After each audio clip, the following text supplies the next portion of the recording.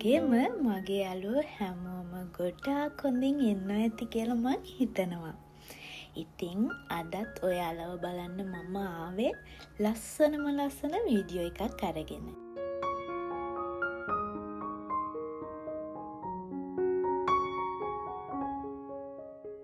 අද මම විතරයි ගෙදර ඉන්නේ. දෙන්නම ගෙදර ඉන්න දවස්වලට වඩා මම තනියම ගෙදර ඉන්න දවස්වලට ගෙදර කරන්න තියෙන වැඩවලින් ගොඩාක් දේවල් කරගන්න පුළුවන්. මොකද අපි දෙන්නම ගෙදර ඉන්නවා නම් ගොඩක් වෙලාවට අපි එළියට ඇවිදින්න යනවා. වැඩි වෙලාවක් එළිය රැඳෙන නිසා එදාට ඉතින් දවසම ඉන්නේ ෆ්‍රී එකේ.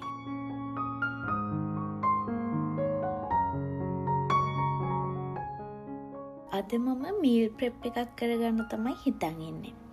ඕන කරන බඩු ටික ගන්න යන්න කලින් උදේටයි දවල්ටයි දෙකටම හරියන්න නූඩල්ස් එකක් හදාගත්තා. මට නම් බඩගිනි වෙලාවක සුපර් මාකට් එකට යනවා කියන්නේ අනවශ්‍ය දේවල් ගොඩක් ගන්න වෙනවා.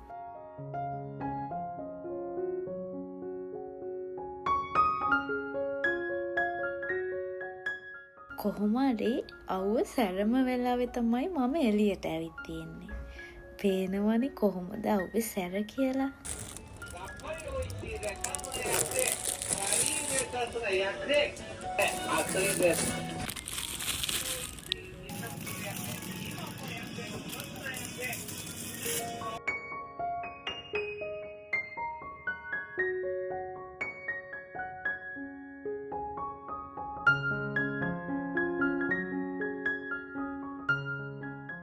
උයන්න හිතපු එළවලු ටිකත් අරගෙන ඉක්මනින්ම ගෙදරට ආවා. මොකද එළියේ ඉන්න අද හරිම අමාරුයි. ඒ තරම් අද එළිය මාරම රස්නේ.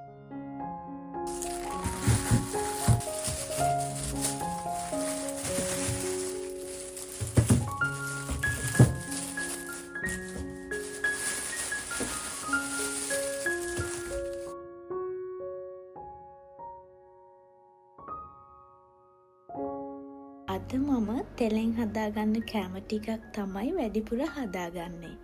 මේ විදියට මීල් ප්‍රෙප් එකක් කරගත්තාම ආයෙ පොඩි දෙයක් හදාගන්න විතරයිනේ තියෙන්නේ. බිසි දවස්වලට මේ විදිය හරිම ලේසි. ඉතින් මම ගොඩක් වෙලාවට සතියට එක සැරයක් මේ වගේ මීල් ප්‍රෙප් එකක් කරගන්නවා.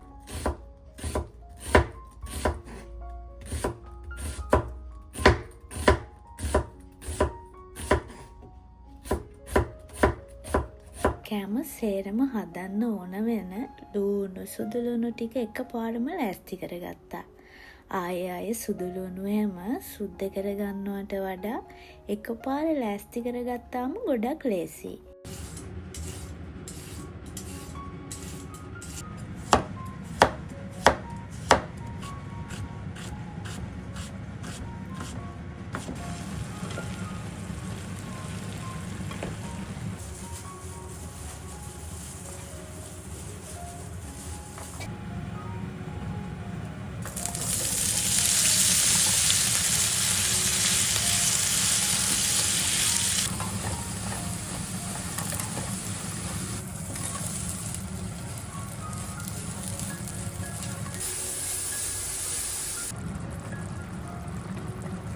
හදලා ඉවර වෙන කෑම එක ඒ වෙලාවෙම භාජනවලට දාලා හොඳට නිවෙන්න තිබ්බා.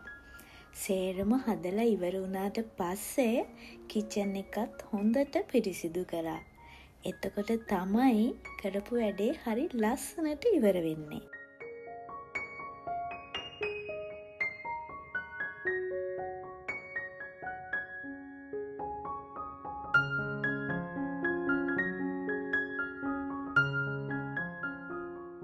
රස පාටට බැබලි මේ තියෙන්නේ මම මෙච්චර වෙලා හදාගත්තු මගේ රසම රස කෑම ටික.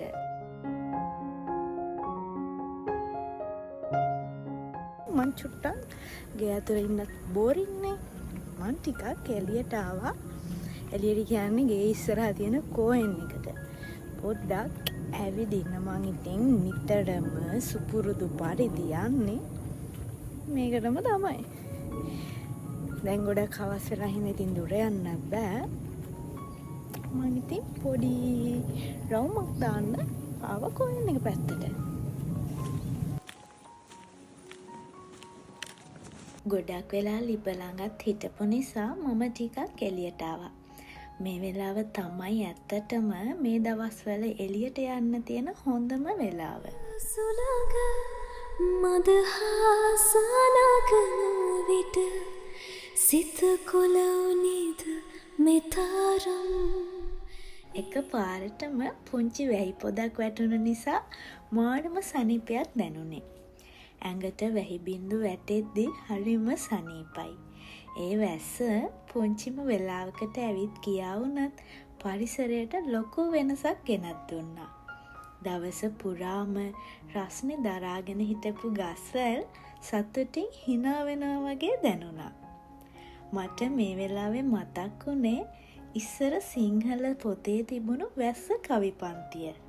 පායලා වැහි පොදක් ගියාම එන දූවිලි සුවඳ ඒ විදියටම දැනුණා. එන්නක බඩු අපිට රෝස්මේරි පඳුරක්ම හම්බුණා.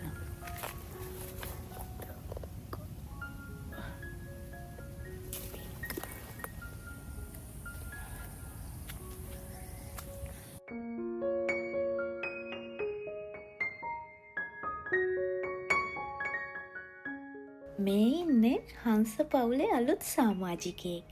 මෙයාලව බලන්න කෝයෙන් එකට ගොඩාක් දෙනෙක් එනවා.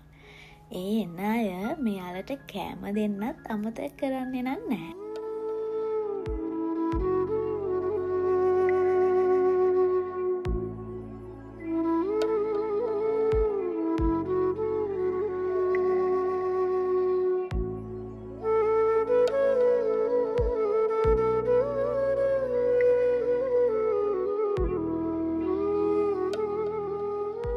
ටිකක් ඇවිදලා බොන්න මොනහරි ගන්න මෙතනට ආවට පස්සේ මට අයිස්ක්‍රීම් එකක් කන්න හිතුණා.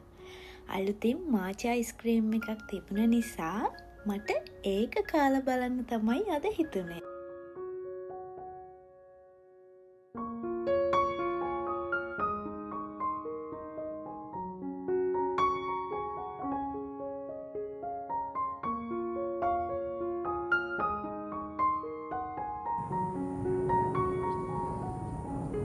කෑවට මොකද ඇඳුමෙත් හලාගෙන තමයි කාලා තියෙන්නේ.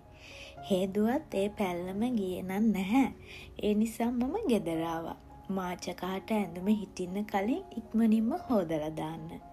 ඉතින් මේ වගේ ලස්සන වීඩියෝ එකක් ආයෙත් දවසක අරගෙන ඔයාලව බලන්න එනකල් සතුටින් පරිස්සමින් ඉන්න.